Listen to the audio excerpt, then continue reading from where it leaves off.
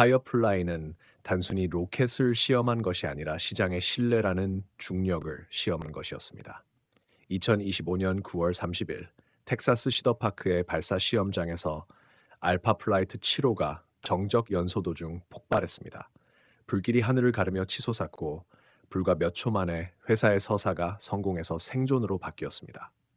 나스닥 티커 플라이로 거래되는 파이어플라이 에어로스페이스의 주가는 그날 하루 만에 20% 이상 급락했습니다. 항공우주 산업에서 로켓 폭발은 드문 일이 아닙니다. 오히려 기술 발전의 과정에서 불가피하게 겪는 통과 의례입니다.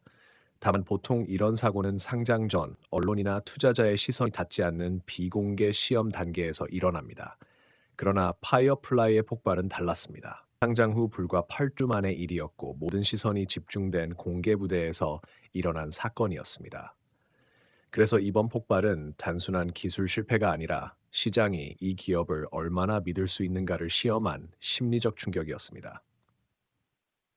쇼츠로 시청하시는 분들은 영상 하단의 풀버전 링크를 누르시면 끊김없이 전체 내용을 들으실 수 있습니다. 또한 이번 영상에는 현 시점에 맞춘 실전 트레이딩 전략이 포함되어 있으니 끝까지 시청해 주시길 바랍니다. 이 사건의 비정상성을 이해하려면 일반적인 항공우주 기업의 절차를 먼저 살펴봐야 합니다. 대다수 기업은 초창기 단계에서 실패를 겪습니다.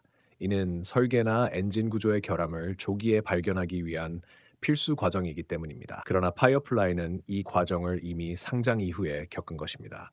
2025년 8월 7일 파이어플라이는 공모가 45달러로 나스닥에 상장하였고 첫날 종가는 60달러를 돌파했습니다.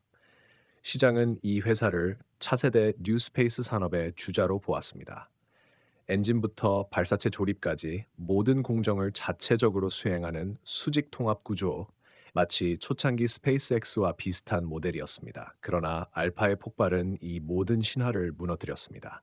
일반적으로 상장된 항공우주 기업이 이런 사고를 겪으면 즉시 시험 중단과 비용 절감, 리스크 점검, 투자자 신뢰 회복이라는 순서로 대응합니다. 그러나 파이어플라이는 이 모든 절차를 거부했습니다.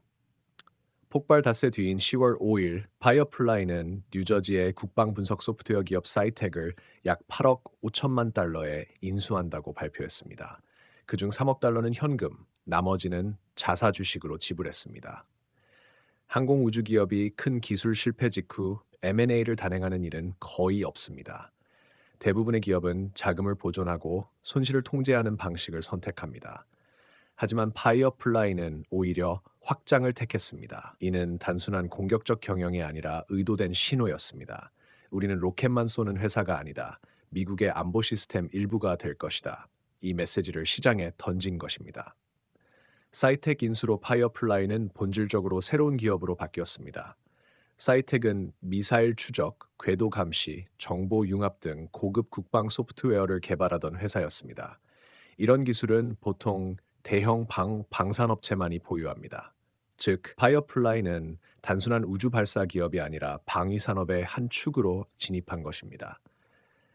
이런 변신은 단순한 사업 확장이 아니라 국가 안보라는 장기적 수익 구조 안으로 들어간 상징적 전환이었습니다. 그러나 시장은 쉽게 용서하지 않았습니다. 폭발 이후 불과 2주 만에 세 개의 대형 로펌, 브라가 이글 앤 스파이어, 디첼로 레빗, 샬로펌이 동시에 집단 소송 조사를 개시했습니다. 대부분의 경우 이런 조사는 상장 후 몇 달이 지나 실적이 부진하거나 회계상 불일치가 발견될 때 시작됩니다. 그러나 파이어플라이는 단 몇 주 만에 법적 의혹에 휘말렸습니다. 이는 단순한 사고에 대한 우려가 아니라 상장 당시 재무정보의 신뢰도 자체에 대한 불신을 의미했습니다. 10월 중순 주가는 10달러까지 밀렸습니다. 기술적으로는 50일 이동평균선이 200일선을 하향 돌파하는 데드크로스가 발생했습니다. 이는 통상 중장기 하락 국면의 신호로 해석됩니다. 상대 강도 지수는 32 수준으로 과매도 구간에 진입했습니다. 투자자들의 심리는 냉각됐고 시장은 이 회사가 회복할 수 있을까라는 의문에 잠겼습니다. 그러나 11월 12일 파이어플라이는 예상치 못한 반전을 만들어냈습니다. 3분기 실적 발표에서 파이어플라이는 12개월 누적 매출이 약 1억 300만 달러로 전 분기 대비 98%, 전년 동기 대비 38% 증가했다고 밝혔습니다. 순손실은 여전히 3억 달러 수준이었지만 매출 성장률이 모든 의심을 잠재웠습니다. 회사는 연간 가이던스를 상향 조정했고 알파의 재비행 준비가 완료되었다고 발표했습니다. 동시에 사이텍 인수 절차가 공식적으로 마무리되었습니다. 시장의 반응은 폭발적이었습니다. 다음날 프리마켓에서 주가는 20% 이상 급등해 23달러 선을 돌파했습니다. 분석가들은 일제히 목표 주가를 53달러로 상향 조정하며 매수 의견을 제시했습니다. 이는 단순한 기술적 반등이 아니라 서사의 재구성이었습니다. 더 이상 파이어플라이는 폭발한 로켓 회사가 아니라 방산 네트워크에 진입한 성장주로 재평가되었습니다. 사이텍의 국방 계약은 장기적 안정 수익의 원천이 되었고 알파의 재비행은 기술적 신뢰 회복의 신호탄이 되었습니다. 현재 파이어플라이는 소형 위성 발사체 알파, 중형 발사체 이클립스, 달 착륙선 블루고스트, 궤도 서비스 차량 엘리트라를 통해 발사부터 운용까지 모든 영역을 아우르는 구조를 갖추었습니다. 이런 수직 통합은 업계에서 보기 드문 형태입니다. 대부분의 스타트업은 발사체, 분석 혹은 위성 한 영역에만 집중합니다. 그러나 파이어플라이는 네 영역을 모두 다루고 있습니다. 그만큼 위험은 크지만 성공 시 얻는 전략적 영향력은 절대적입니다. 기술적으로 보면 18달러는 강력한 지지선으로 작용하고 있으며 20달러에서 21달러 구간은 단기 저항선입니다. 51선은 20.3달러, 200일선은 26달러 부근에 있습니다. 26달러 이상으로 종가가 형성되면 기관 매수가 유입되며 본격적인 추세 전환이 확인될 것입니다. 단기적으로는 18달러 부근에서 분할 매수 후 22달러 구간에서 차익 실현, 중기적으로는 26달러 돌파 시 재진입이 합리적인 전략으로 보입니다. 결국 파이어플라이의 이야기는 단순한 기업 회복담이 아닙니다. 불확실성과 신뢰 사이에서 투자자가 느끼는 감정의 축소판입니다.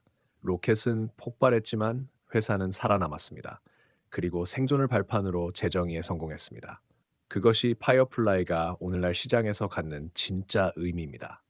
시청, 구독, 좋아요, 댓글, 그리고 영상을 외부로 공유해 주시는 모든 열성 청취자분들께 진심으로 감사드립니다. 앞으로도 더 깊이 있고 더 좋은 콘텐츠로 보답드리겠습니다. 밸류스터였습니다.